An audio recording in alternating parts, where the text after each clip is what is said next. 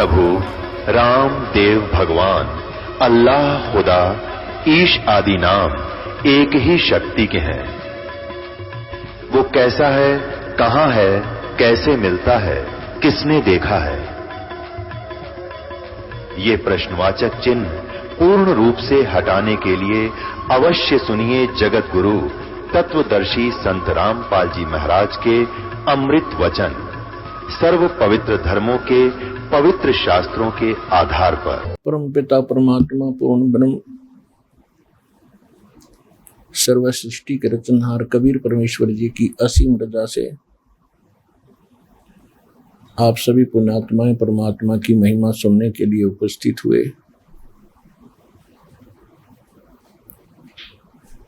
सत्संग में आने से मनुष्य जीवन के उद्देश्य की जानकारी होती है। मनुष्य जीवन हमें किस लिए प्राप्त हुआ था, और ये तत्व ज्ञान है जो सत्संग के माध्यम से बताया जाता है। यथार्थ ज्ञान को तत्व ज्ञान कहते हैं, जो सब सदग्रंथों से मेल करता हो, और वो ज्ञान केवल परमात्मा ही बता सकता है, जिसको सत्य ज्ञान हम कह सकते हैं। जीव अपने सतर की कितनी भी चतुरता कर ले, कितनी अटकलबाजी लगा सकता है, लेकिन वो पूर्ण सत्य से परिचित न होने के कारण इनकम्प्लीट ही रहता है। इसलिए पूर्ण परमात्मा स्वयं अपने उस स्थान से यहाँ चलकर आते हैं, जिस स्थान पर हमें जाने की वो उस तत्व ज्ञान के माध्यम से प्रेरणा करते हैं। यहाँ के दुख को, वहाँ के सुख को, इन दोनों का भी वो वर्णन करते हैं, दोनों की भिन्नता बताते हैं। तो उस तत्व ज्ञान के अंदर हमें सच्चाई और सत्य ज्ञान का पता चलता है। वो ज्ञान परमात्मा ही बता सकता है, और वो ज्ञान परमात्मा ने चारों युगों में आकर के हमें बताया है। लेकिन हम परमात्मा को ना पहचान सके, क्योंकि हम सदग्रंथों से परिचित नहीं थे। हमने कुछ ऐसे व्यक्तियों पर विश्वास किया जो स्वयं सदग्रंथों से, हमारे सदग्रंथों से, वेदों, गीता, पुराण आदि से वो स्वयं अपरिचित थे। दूसरे शब्दों में कहें कि वो अध्यात्म ज्ञान नेत्रहीन अंधे थे।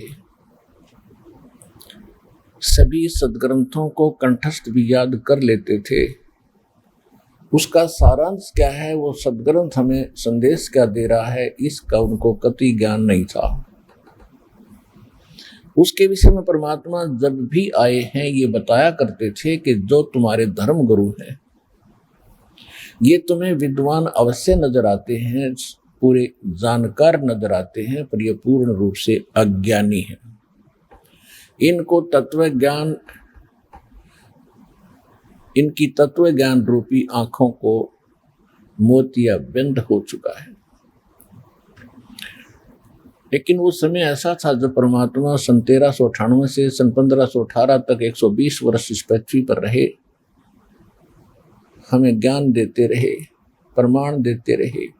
भगवान जो किया करता है वो समाधान देते रहे, पर हम इतने अनजान हो चुके हैं अज्ञानता के कारण, हम भगवान को भगवान नहीं मान सके। हम उनको केवल एक कवि और जुलाहा धानक कबीर जानकर बस इतनी ही उनकी महिमा सुनते सुनाते रहे। उस परमेश्वर ने 600 वर्ष पहले कहा था, मोती मुक्ता दर्शत नाही, ये जग है सब अंधरे, दिखत के तो नैण चश्म, इनका फेरा मोतिया बंदरे। ये तुम्हारे धर्मगुरु तुम्हें बड़े विद्वान नजर आते हैं, पर इनके ज्ञान वाली आंखों पर मोतिया बिंद है, इनको कुछ भी ज्ञान नहीं। फिर स्वयं क्या बताते हैं, जैसा कि परमात्मा का विधान है वो स्वयं आकर के ज्ञान देता है। अच्छी आत्माओं को मिलते हैं, उनको तत्व ज्ञान से परिचित कराते हैं। कवियों की तरह आचरण करते हुए भगवान घूमा फिरा करते हैं। तो परमात्मा क्या बताते हैं, चारों युग में संत पुकारे, जिनसे भगवान मिले उन्होंने भी यही संदेश दिया। और को के कहा हम हेल रे, हमने भी ऊंचे स्वर में आवाज लगा लगा कर यही बताया। क्या बताया, हीरे माणक मोती बरसे ये जग चुगता ढेल रे। हम पूर्ण मोक्ष और पूर्ण सुखदाई उस तत्व ज्ञान रूपी साधना और ज्ञान हम ये हीरे मोती तुम्हें बरसा रहे हैं, तुम्हारे आगे डाल रहे हैं। लेकिन आप जी उन अज्ञानी ऋषि महर्षि आचार्यों शंकराचार्यों से भ्रमित होकर शास्त्र विधि त्यागकर आन उपासना अन्य देवताओं की पूजा कर रहे हो। आप सत साधना ना करके, शास्त्र अनुकूल भक्ति साधना मंत्र ना जाप करके, शास्त्र विधि त्याग कर मनमाना जो आचरण पूजाएं कर रहे हो, वो डले इकट्ठे कर रहे हो, कंकर इकट्ठे कर रहे हो हीरे मोतियों के धोखे में। श्रीमद् भगवत गीता अध्याय नंबर 7 के श्लोक नंबर 12 से लेकर 19 तक स्पष्ट कर दिया है। गीता ज्ञान दाता ब्रह्म ने, गीता ज्ञान देने वाला ब्रह्म है। ये श्री कृष्ण जी में प्रवेश करके बोलता है, इसका ऐसा ही कर्म है। ये एक कपट युक्त शक्ति है, ये कभी किसी के समक्ष नहीं आता और सब कार्य इस 21 ब्रह्मांड में यही उद्मस्त करवा रहा है। और ना ब्रह्मा जी पहचान सके इसके इस छल को, षड्यंत्र को, ना विष्णु जी पहचान सके, ना शिव जी पहचान सके। तो हम उनके पुजारी थे, हमारी क्या बुनियाद थी, हम उनको समझ जाते। उस समर्थ ने आके बताया कि ये काल है और इसने स्वयं स्वीकारा है। गीता अध्याय नंबर 4 के श्लोक नंबर 5 और 9 में कि मेरे और तेरे अर्जुन बहुत जन्म हो चुके हैं, ना तू अविनाशी ना मैं अविनाशी, तू नहीं जानता मैं जानता हूं। और 9 में ये कहा कि मेरे कर्म अलौकिक हैं। तो इसके अलौकिक कर्म यही है कि सामने आता नहीं। 7वें अध्याय के 24-25 श्लोक में कहा गीता में कि मैं अपनी योग माया से छुपा रहता हूं, मैं कभी किसी के समक्ष नहीं आता। ये मेरा अटल घटिया नियम है, अनुत्तम नियम है। और ये मूर्ख लोग जो सामने खड़े हैं, मुझ अव्यक्तम कि मैं कभी किसी के सामने नहीं आता, अव्यक्त रहता हूं। माम अव्यक्तम व्यक्तिम आपनम मनन्ते अबुधा। ये बिना बुद्धि के लोग मुझे, मैं कभी व्यक्ति रूप में नहीं किसी के समक्ष आता, अपने वास्तविक रूप में। और ये मुझे कृष्ण रूप में व्यक्ति मान रहे होंगे, मैं बोल रहा हूं, मैं कृष्ण नहीं हूं। तो इस प्रकार ये ऐसे कर्म करता है। तो श्री कृष्ण जी में प्रवेश करके इसने वो गीता का ज्ञान बोला। जैसे विष्णु पुराण में आप जी को दास ने बहुत बार प्रमाण दिखाए हैं कि एक बार देवताओं और राक्षसों का युद्ध हो गया।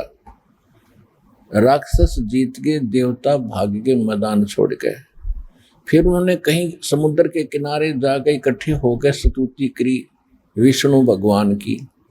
विष्णु के रूप में ये काल प्रकट होकर कहने लगा कि तुम ससाद के पुत्र पुरंजय नामक एक क्षत्रिय है, सूरवीर, उसको युद्ध के लिए तैयार करो, मैं उसके शरीर में प्रवेश करूंगा और फिर राक्षसों का नाश कर दूंगा। और ऐसा ही हुआ। इसी प्रकार एक बार गंधर्वों ने नाग गोत्र वाले व्यक्तियों की सारी प्रभुता छीन ली, सारे उनके रतन लाल छीन लिए, सब पद छीन लिए, उनको भगा दिया, वहां से देश निकाला दे दिया। उन्होंने स्तुति करी विष्णु भगवान की, ये काल प्रकट हो गया विष्णु जी के रूप में। तो उसने कहा कि आप जाकर के एक प्रपुष्ट नामक अक्षत्री राजा है और उसको युद्ध के लिए तैयार करो और उनको ललकारो फिर गंधर्व को। ऐसा ही किया गया। इसने कहा कि मैं उस पुरुष के शरीर में प्रवेश करके उनको मार दूंगा। ऐसा ही हुआ। तो ये ऐसा ही करता है, ये स्वयं सामने नहीं आता। इसने जो जुल्म करना और कराना है, जिसके पक्ष में खड़ा हो जाता है उसको उसकी हेल्प करने के लिए ऐसे गुप्त कार्य करता है। तो यहाँ श्री कृष्ण जी नीचा रहे थे महाभारत का युद्ध हो। बिल्कुल यहाँ तक निर्णय ले लिया था उस महात्मा ने कि मैं युद्ध भी नहीं करूंगा, मैं हथियार भी नहीं उठाऊंगा, एक तरफ मैं अकेला हूंगा, एक तरफ मेरी सेना होगी, बांट लो आधा आधा। तो पांडवों ने शर्म के मारे श्री कृष्ण जी सिलेक्ट करना पड़ा, क्योंकि वो उसके नाती थे, रिश्तेदार थे। और फिर युद्ध जब स्टार्ट होने वाला था, अर्जुन मना कर रहा है और पहले श्री कृष्ण 3 बार गए उनको युद्ध के होने वाली हानि से परिचित कराने के लिए और शांति स्थापना करने के लिए, पर नहीं माने। और अब अर्जुन कर रहा है कि मैं तो भीख मांग कर खा लेंगे, पर चाचे ताऊ भाई बहनों ये बच्चों को नहीं मारेंगे हम। लेकिन वहां उसी समय काल प्रवेश कर गया श्री कृष्ण जी के अंदर, क्योंकि इसने युद्ध नाश करवाना था। और ऐसा ही हुआ। तो कहने का भाव ये है कि श्री कृष्ण जी में प्रवेश करके ये काल, ये ब्रह्म, सरपुरुष भी इसको कहते हैं। गीता अध्याय नंबर 15 के श्लोक 16 और 17 में 3 पुरुष बताए। एक सरपुरुष ये काल है, ब्रह्म है। अक्षर पुरुष ये परब्रह्म है, इस ब्रह्म से नेक्स्ट दूसरा, उसको अक्षर पुरुष भी कहते हैं, उसको ब्रह्म परब्रह्म भी कहते हैं। ये ब्रह्म जो है ये 21 ब्रह्मांड का मालिक है। परब्रह्म जो अक्षर पुरुष है वो 7 संग ब्रह्मांड का स्वामी है, मालिक है, भगवान है, प्रभु है। और गीता अध्याय नंबर 15 के श्लोक नंबर 16 में तो 2 पुरुष बता दिए, सरपुरुष और अक्षर पुरुष। ये तो दोनों की सतिथि आपको बता दी। और ये नाशवान है दोनों, और इनके अंतर्गत जितने प्राणी हैं वो भी जन्म मृत्यु के अंदर ही रहते हैं। इसलिए गीता अध्याय नंबर 15 के श्लोक नंबर 17 में तुरंत कहा है कि उत्तम पुरुष है तू अन्य परमात्मा इति उदाहरते। वो श्रेष्ठ परमात्मा तो इन दोनों से, सरपुरुष और अक्षर पुरुष से कोई और है। और जिसको परमात्मा कहा जाता है, उत्तम पुरुष है तू अन्य परमात्मा इति उदाहरते। और वही ये लोग त्रयम् अविश्य विवर्ती अवैश्वर है, जो तीनों लोकों में प्रवेश करके, यानी सबका धारण पोषण करने वाला संसार रूपी वृक्ष की मूल जड़, वही परमात्मा है जो इन दोनों से भिन्न है। वो वास्तव में पुरुषोत्तम है, वो वास्तव में अविनाशी है, और वो सबका धारण पोषण करता है, वो सबका दाता है। गीता अध्याय नंबर 15 के श्लोक नंबर 18 में श्रद्धालु भ्रम में ना गिर जाए, भ्रमित ना हो जाए, कि उसमें इसने कहा कि मैं लोक वेद में पुरुषोत्तम प्रसिद्ध हूं, क्योंकि मेरे अंतर्गत जितने भी प्राणी हैं उनसे मैं उत्तम हूं, उनसे तगड़ा हूं, ताकतवर हूं, उनकी सबकी बागडोर मेरे हाथ में है। इसलिए मैं लोक वेद के आधार से पुरुषोत्तम प्रसिद्ध हो गया। मैं पुरुषोत्तम नहीं हूं, क्योंकि पुरुषोत्तमता 15वें अध्याय के 17वें श्लोक में स्पष्ट कर दिया कि वो है पुरुषोत्तम, वही वास्तव में अविनाशी है और वही वास्तव में परमात्मा कहलाने योग्य है। लोकवेद क्या होता है? अज्ञान, अक्षेत्रीय ज्ञान, जो किसी अक्षेत्र में किसी देव की महिमा हो जाती है, उसी को सुप्रीम मानकर आधारित हो जाते हैं। परमात्मा कहते हैं, जैसे दास पहले हनुमान, श्री राम, श्री कृष्ण जी के पुजारी था, बाबा श्याम जी आदि के पुजारी थे।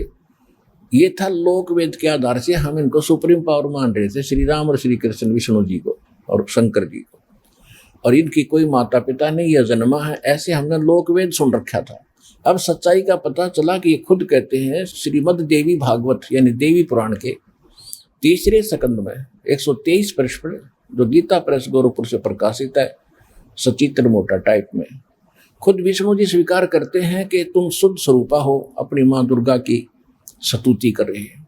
तुम शुद्ध स्वरूपा हो, यह सारा संसार आपसे उद्भासित हो रहा है। मैं और ब्रह्मा और विष्णु आपकी कृपा से ही हम विद्यमान हैं। हमारा आविर्भाव माने जन्म, तिरोभाव माने मृत्यु होता है। हम अविनाशी नहीं। तो अब ये सच्चाई सदग्रंथों में, इनकी जीवनी में लिखा है, ये खुद मान रहे हैं कि हम नाशवान है, हमारी जन्म मृत्यु होती है और दुर्गा इनकी माता है। शंकर भगवान स्वयं कहते हैं कि जब ब्रह्मा जी आपसे उत्पन्न हुए हैं और विष्णु जी उसके बाद उत्पन्न हुए हैं, तो मैं भी आपका बेटा हूं, आप मुझे नहीं बहका सकते। तो क्या तमोगुणी लीला करने वाला शंकर मैं आपका बेटा नहीं हुआ? इसे सिद्ध है कि दुर्गा इनकी माता है और ये तीनों नाशवान है। ये है यथार्थ ज्ञान।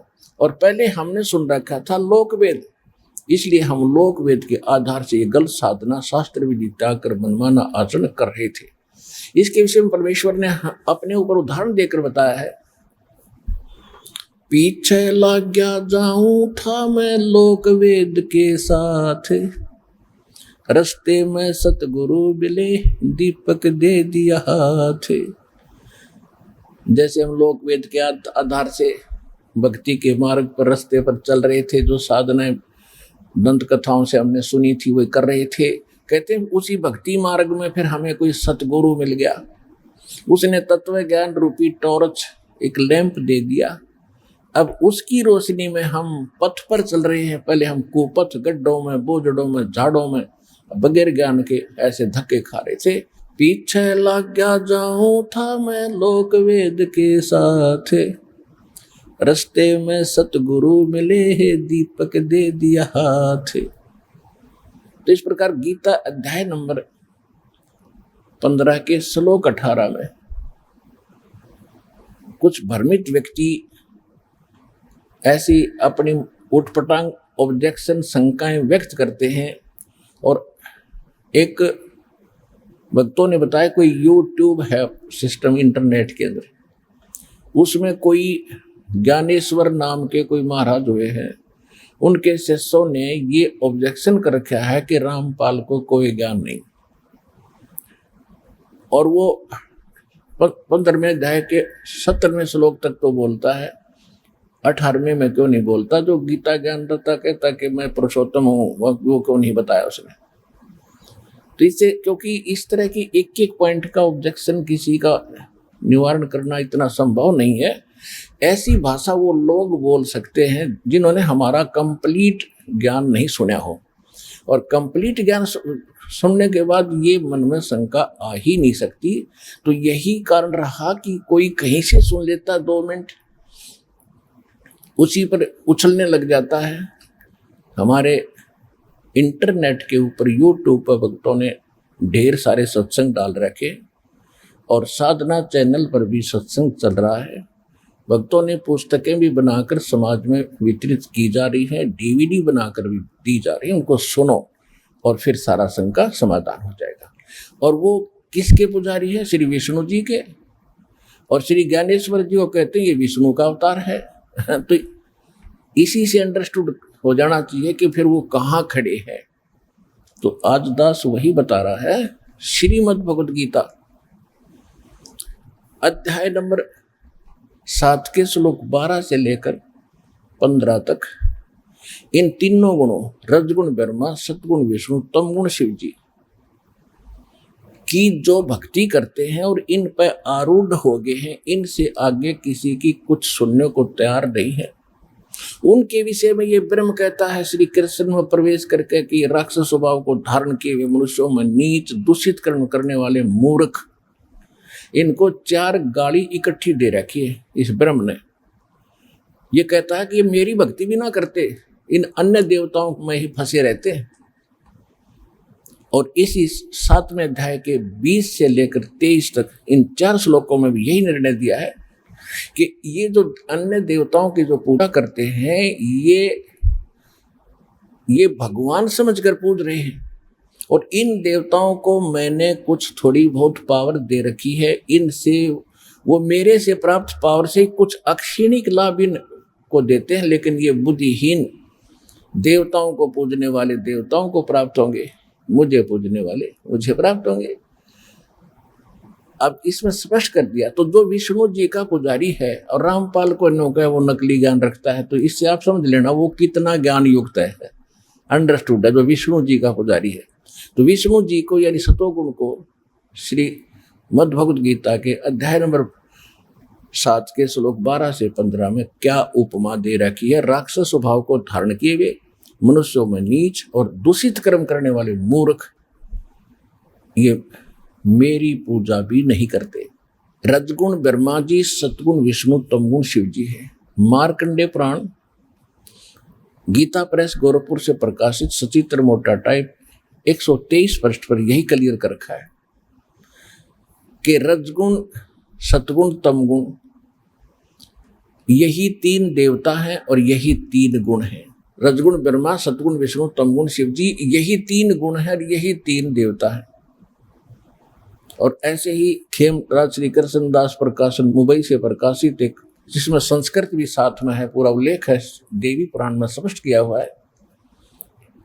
शंकर भगवान कहते हैं, हे माता, यदि आप हमारे ऊपर दयालु हैं तो मुझे सतोगुण तमोगुण क्यों बना दिया, विष्णु जी को सतोगुण क्यों बनाया और ब्रह्मा जी को रजोगुण युक्त क्यों बना दिया, यदि आप हम पर दयालु हो। क्योंकि इनको मालूम है कि हमारे साथ ये सारा बूचड़ खाना चल रहा है। ब्रह्मा जी से रजोगुण की किरणें निकल रही हैं, जिससे सब प्राणी प्रभावित होकर संतान उत्पत्ति करते हैं। विष्णु जी के अंदर से जो रेज निकल रही है, उनसे प्रभावित होकर हम एक दूसरे में जकड़े पड़े हैं, ममता के अंदर, मोह के अंदर। और शंकर जी का कार्य ये खुद देवताओं है, ये सबका नाश करता है। तो जो नाश करता है वो विष होकर करता है। शिव जी कोई बालक नहीं, कोई राक्षस नहीं, लेकिन इसके अंदर वो गुण भर दिया। रिमोट काल के हाथ में इसके अंदर ऐसी चाबी भर देता, इसके बस का नहीं रहता, उद्मस्तार देता फिर ये। और उसी से हम प्रभावित होकर लड़ रहे हैं, झगड़ रहे हैं, किसी का हत्या भी कर देते। तो ये खुद कहते हैं कि मैं रजगुण क्यों, मैं तमोगुण क्यों बना दिया, और विष्णु जी को आपने सतोगुण क्यों जन्म दे दिया, और ब्रह्मा जी को तमोगुण क्यों बना दिया। अगर दयालु हो तो हम पर तिथि सिद्धम रजगुण ब्रह्मा, सतगुण विष्णु, तमगुण शिव जी है। और इनको गीता अध्याय नंबर 7 के श्लोक 12 से 15 में स्पष्ट कर दिया। राक्षस स्वभाव को धारण किए हुए मनुष्यों में नीच दूषित कर्म करने वाले मूर्ख मेरी भक्ति भी ना करते। इससे सिद्ध है कि इनकी भक्ति भी करी जाती है 3 गुणों की, और उससे ऊपर ब्रह्म बोल रहा है ये मेरी भक्ति नहीं करते। फिर कहता है मेरी भक्ति 3 प्रकार की करते हैं और 4 प्रकार की। गीता अध्याय नंबर 7 के श्लोक 16 से 18 तक। अर्थार्थी, अर्थ, जिज्ञासु और ज्ञानी। अर्थार्थी जिसमें संकट आ जाता है वो वेदों के मंत्रों से ही अनुष्ठान किया करता है और किसी जंतर मंत्र का सहयोग नहीं लेता, वो ब्रह्म उपासक कहलाता है। जैसे ये हवन करते हैं कुछ व्यक्ति, कुछ आचार्य, कुछ संत, और वेद मंत्रों से ही वो हवन करते हैं, तो वो हैं उस 2 प्रकार में से एक। संकट निवारण के लिए भी वही करते हैं, और धन लाभ के लिए आर्थिक अर्थार्थी जो होते हैं वो भी वेद मंत्रों से ही हवन आदि का अनुष्ठान करके, तो वो ब्रह्म उपासक माने जाते हैं। और जिज्ञासु होते जो घर से निकलते हैं परमात्मा पाने के लिए, और जैसे उनको संत मिलते हैं, मार्गदर्शक मिलते हैं, उनसे ज्ञान ग्रहण करके स्वयं वक्ता बन जाते हैं और वाह के पात्र बनकर अपना जीवन नाश कर जाते हैं। तो ये 3 प्रकार के साधक जो ब्रह्म के साधक हैं, जो वो ब्रह्मा विष्णु महेश की पूजा नहीं करते, लेकिन वो इनकम्प्लीट है उनका उद्देश्य, तो तीनों को रिजेक्ट कर दिया। चौथा ज्ञानी कहा ये बहुत अच्छी आत्मा है। ज्ञानी वो होता जिसको ये पता लग गया कि मनुष्य जीवन बार बार नहीं मिलेगा, और मनुष्य जीवन प्राप्त करके केवल एक उद्देश्य होता आत्म कल्याण हो। आत्म कल्याण इन देवी देवता अन्य देवताओं की पूजा ब्रह्मा विष्णु महेश से नहीं होगा, ये ज्ञानी को पता लग जाता है। उसको ये पता लग जाता है पूर्ण परमात्मा की एक भक्ति से ही मोक्ष होगा।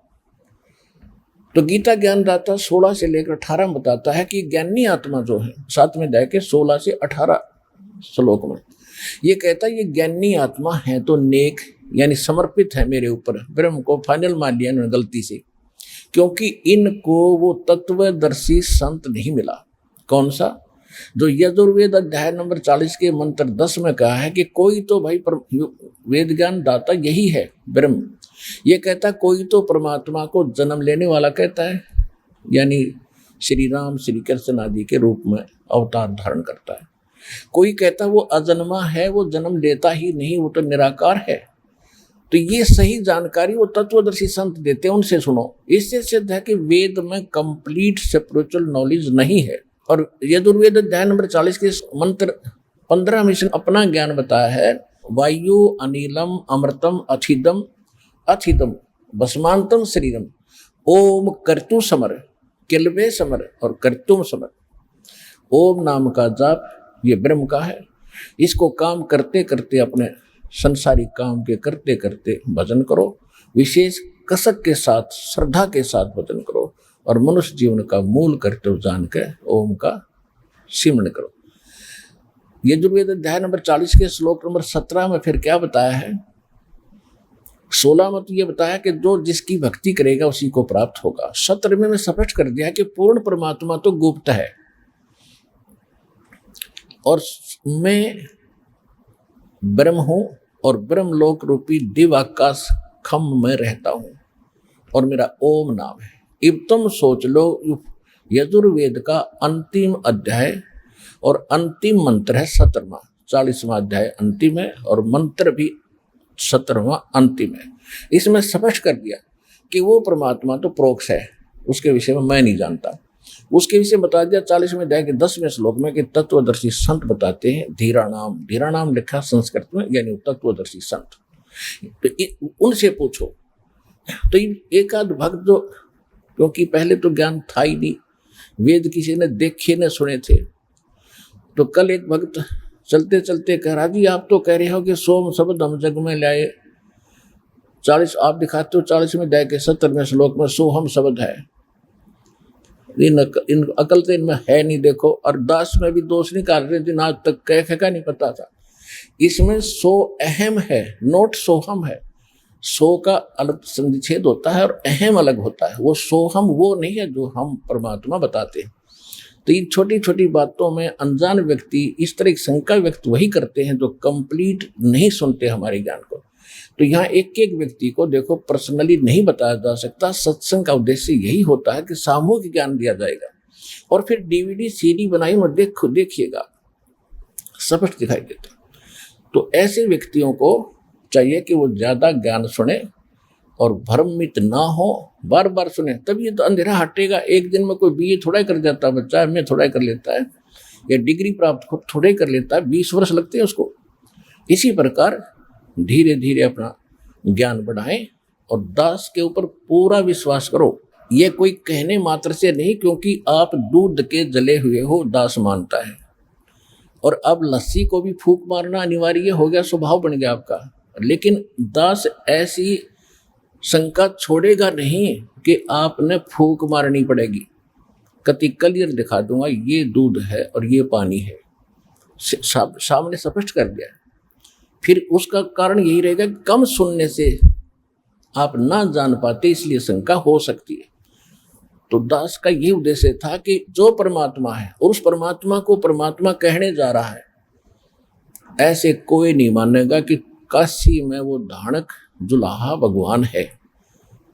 लेकिन इसके लिए पता था दास को, इसके ये शब्द मुंह से निकालने से पहले इतने ढेर सारे प्रमाण चाहिए ताकि अज्ञान की देही तोड़ दे, दोबारा उकसे नहीं, उठ ना सके किसी कोने से कि कबीर भगवान नहीं है। तो परमात्मा ने वो ढेर सारे प्रमाण दे दिए, एक एक बिंदु पर 6 प्रमाणित कर दिया, वेद से प्रमाणित कर दिया, परमात्मा की लीला से प्रमाणित कर दिया।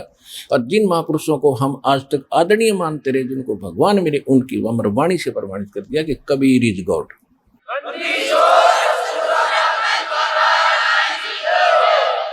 और फिर ये दास फिर कह रहा है कि जो आगे दास बोलेगा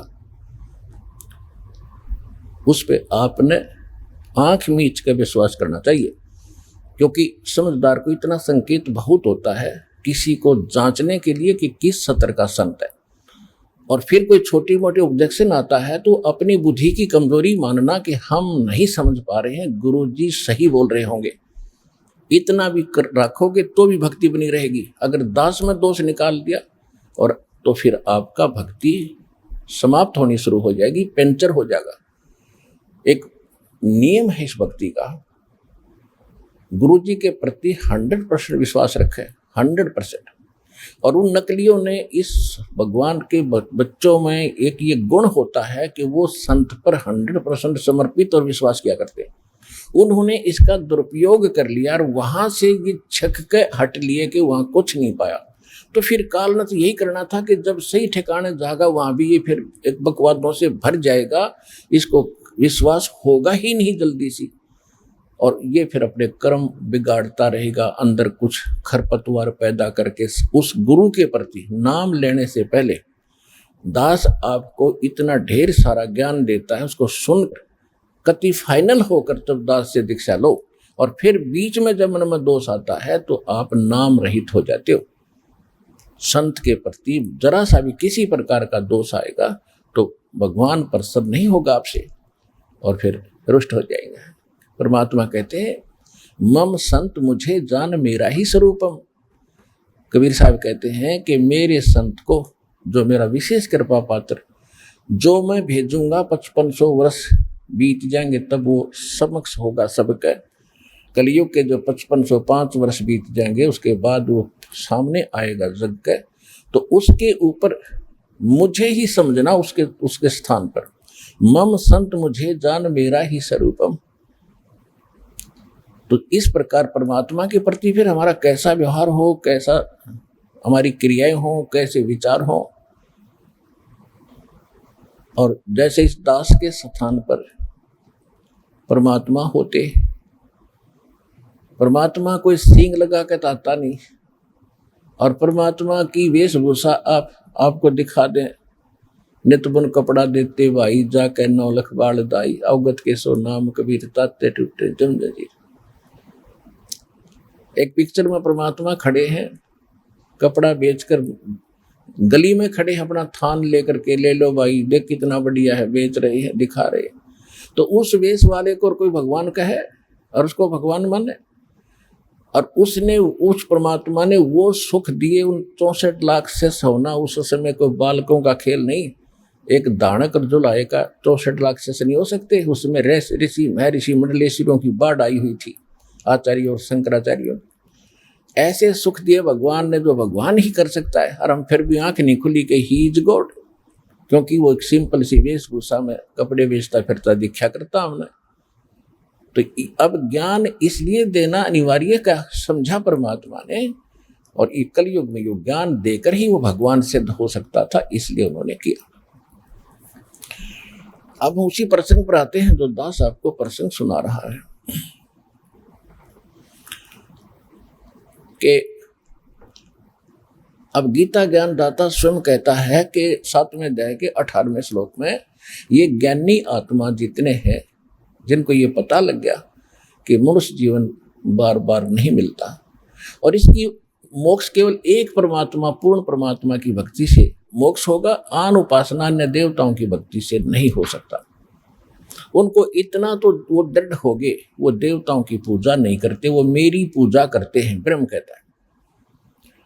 लेकिन उनको वो तत्वदर्शी संत नहीं मिला जो श्रीमद् भगवद गीता अध्याय नंबर 4 के श्लोक 32 और 34 में जिसके विषय में कहा है। 32 में तो ये निर्णय दिया है 4थे अध्याय के में गीता जी में, कि वो परमात्मा अपने मुख कमल से स्वयं आकर के वो तत्व ज्ञान बोलता है, और जिसमें यज्ञों की, धार्मिक अनुष्ठानों की जानकारी विस्तार से बताता है, सत्य होती है, और उनके जानने के बाद फिर सर्व कर्मों से मुक्ति मिल जाती है। वो तत्व ज्ञान है जो परमात्मा स्वयं बोलता है अपने मुख से। यहां अनुवादकर्ताओं ने 4थे अध्याय के 32वें श्लोक में गड़बड़ कर दी। ब्रह्मणे मुखे शब्द है, ब्रह्मणे मुखे, इस ब्रह्मणे का अर्थ कर दिया वेद की वाणी, मुख कर दिया वाणी।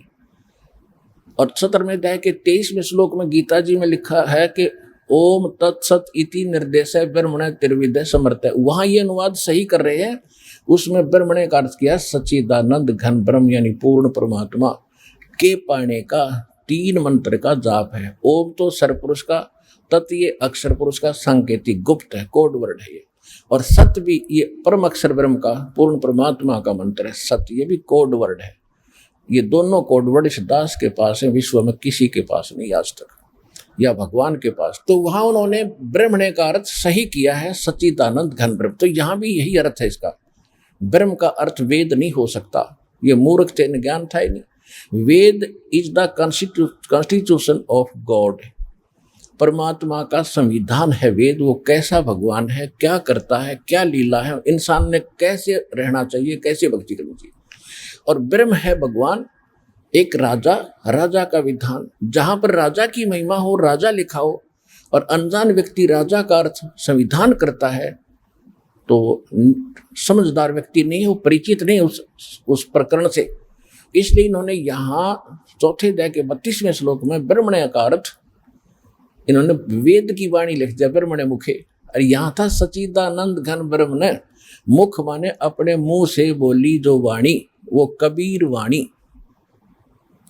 श्री यानी ऋग्वेद मंडल नंबर 9 और सूक्त 96 के मंत्र 17 के अंदर स्पष्ट किया है कि कबीर वाणी के द्वारा वो कबीर अमर परमात्मा, कबीर देव, कबीर भगवान अपनी महिमा की वाणी लोकोक्तियों के माध्यम से ऊंचे स्वर में गा गा कर, ऋग्वेद मंडल नंबर 9 सूक्त 95 के मंत्र 2 में, ऋग्वेद मंडल नंबर 9 सूक्त 94 के मंत्र 1 में ये स्पष्ट किया कि वो कवियों की तरह आचरण करता हुआ अपने मुख कमल से ज्ञान सुनाता है और वो गुप्त मंत्रों को आविष्कार करता है।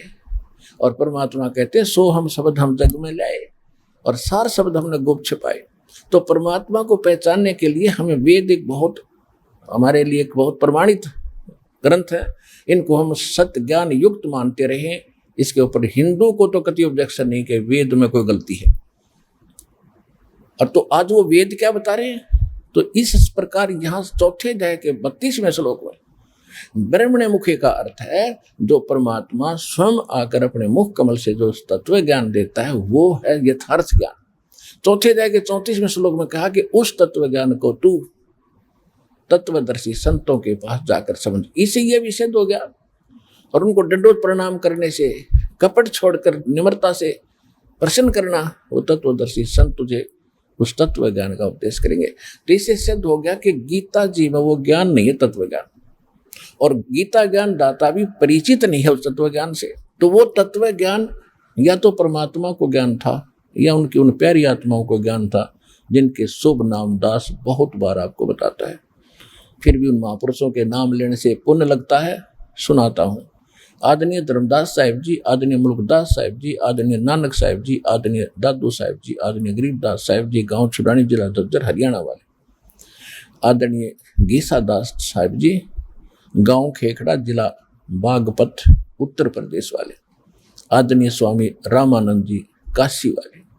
इन महापुरुषों के अतिरिक्त इनको परमात्मा ने बैन लगा दिया था कि अभी इसको डिक्लेयर ना करना, इन सब मंत्रों को और तत्व ज्ञान को, नहीं तो बीचली जो पीढ़ी में हमने टारगेट रखा है उसमें मेरे बच्चे पार नहीं होंगे। क्योंकि यही ज्ञान और यही नाम अगर नकली पंथों के पास होते तो आज दास बेशक झक मारता रहा, कोई नहीं सुनता। और वो अधिकारी है नहीं इन मंत्रों के देने के कि उनका सिर पैर नहीं कोई, ना उनका गुरु, ना कोई परंपरा उनकी ढंग से। तो परमात्मा की एक सीधी कड़ी सतलोक से चलकर परमात्मा कबीर जी आए, गरीबदास जी से मिले, गरीबदास जी को अपना शिष्य बनाकर धरती पर छोड़ गए। उससे फिर आगे पावर उस थर्मल प्लांट से सीधा इस दास एक चलते फिरते पावर हाउस में आई है, और वो जो आपको कनेक्शन दे रहा है।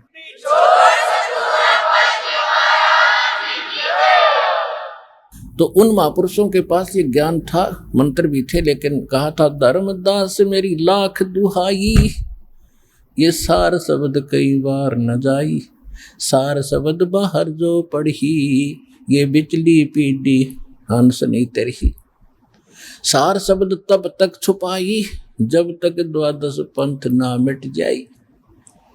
अब देखो ये सारे पंथ चल चला कर इन्हें जो भी करना सुनना था फाइनल हो लिए, और इन्हें 100 वर्ष 50 वर्ष 150 वर्ष हो गए झक मारते ने के सुनावे और क्या ज्ञान देते। आज दास ने इनके सारे इतिहास आपके रूबरू कर दिए और ओरिजिनल दिखा दिए अपने सदग्रंथ, और वो महापुरुष जिनको आज तक ये भी सम्मान देते रहे और ये भी प्रमाण देते रहे नकली पंथ के, नानक साहिब जी मुक्त हुए, दादू साहिब जी मुक्त हुए, इनकी वाणी लेते रहे। आज उन्हीं महापुरुषों को के उन अमर वाणी से आपको सिद्ध कर दिया कि वो कौन सी साधना करते थे, कौन सा था वो सतनाम, और उससे मोक्ष होगा। वो इनके पास थे नहीं। अगर इनके पास ये मंत्र होते तो आज हम फेल हो जाते। और आज हम सफल हो गए। ये सब अब खत्म हो जाएंगे थोड़े से दिनों में, यानी मिट जाएंगे ये पंथ। बुद्धिमान समाज परमात्मा ने इसलिए बनाया है। एजुकेटेड बालक इसी मोटी मोटी किताबें घोट रखी, इंजीनियरिंग की, डॉक्टरी की, लॉ की, हैं पता नहीं कितनी कितनी, ये 2 अक्षर की बात ये नहीं समझेंगे। और ये ज्ञान होगा कि तुम बन गए प्रधानमंत्री, बन गए किसी देश के, और कल मृत्यु होगी फिर गधा बन गया, चाट ले इस प्रधानमंत्री पद ने। जो मूल उद्देश्य जीवन का भूल चुके हैं हम। तो इसके बताने के लिए भगवान आते हैं, या उसका अपना कृपा पात्र दास होता है, वही बता सकता है, वही आत्मा में जचा सकता है, उस परमेश्वर ही की कृपा से। गरीबदास जी ने कहा कि सतगुरु मिले तो इच्छा मिटे, पद मिल पदे समाना, और चल हंसा उस लोक पठाऊं जो आज अमर स्थाना। कि सतगुरु मिलेंगे तो यहाँ की इच्छाएं का अंत करेंगे, जो बेमतलब बकवादे सारा दिन मन में सोचते रहते हैं, ये बना दूं वो बना दूं, और 1 मिनट में मृत्यु हो जाए फिर क्या बनाएगा? चूहा बनकर बिल खोद कर रहेगा बड़ी कोठियों में रहने वाला। तो हम कल क्या होगा उसकी याद दिलाने के लिए भगवान ने भेजे हैं। और वर्तमान का तुम केवल वर्तमान ही जानते हो। आप इस वर्तमान से और परमात्मा के ज्ञान से ये परिचित कर देंगे कि भविष्य क्या चीज है। ये तो एक 10, 20, 50 वर्ष का जो सुख कर्म का आपको प्राप्त है, और आगे कैर टूटेगा 83 लाख प्रकार की प्राणियों के शरीरों में धक्के खाओगे, कुत्ते गधे सुअर बन के, ना जाने कितना लंबा समय होगा। वो कैर भारी होगा, वो दुख भारी होगा। उस दुख से बचाने के लिए अपने बच्चों के लिए परमात्मा कितने समय से प्रयत्न कर रहे हैं। अब तो आप आंख खोलने जोगे हो गए हो, बुद्धिमान बना दिए भगवान ने। अब भी जानबूझ कर कुएं में गिरोगे तो इंसान नहीं, फिर आप भक्ति नहीं चाहते, आप इंसान के कौर में शैतान है। अब परमात्मा क्या बता रहे हैं कि गीता ज्ञानदाता क्या कह रहा है 7वें अध्याय के 18वें श्लोक में कि ज्ञानी आत्मा है तो उदार, लेकिन इनको तत्वदर्शी संत ना मिलने के कारण ये मेरे वाली अनुत्तम गति में ही सचित आश्रित रह गए। अनुत्तम, घटिया, व्यर्थ। अब घटिया क्यों कहा इसने? क्योंकि ये कहता कि जन्म मरण अर्जुन तेरे मिटे नहीं, मेरे खत्म नहीं हो। तो क्या बताना चाहते हैं परमात्मा? ये गीता ज्ञानदाता कहता है कि इनको तत्वदर्शी संत ना मिला, और अपनी उसको अनुत्तम क्यों कहा? गीता अध्याय नंबर 10 के श्लोक नंबर 12 में, गीता अध्याय नंबर 4 के श्लोक 5 और 9 में, गीता अध्याय नंबर 10 के श्लोक नंबर 2 में ये गीता ज्ञानदाता ब्रह्म कहता है कि अर्जुन तेरे और मेरे बहुत जन्म हो चुके हैं, तू नहीं जानता मैं जानता। अपना भक्ति का नाम इसने बता दिया 8वें अध्याय के 13वें श्लोक में। गीता ज्ञानदाता कहता ओम इति एकाक्षरम ब्रह्म व्यवहारण माम अनुसमरण ये परियाति तजन देहम स याति परमाम गतिम। मुझ ब्रह्म का एक मंत्र है, नथिंग एल्स। ये ओम नमः शिवाय, ये ओम नमः वासुदेव भगवते, ये इस तरह का मंत्र नहीं है।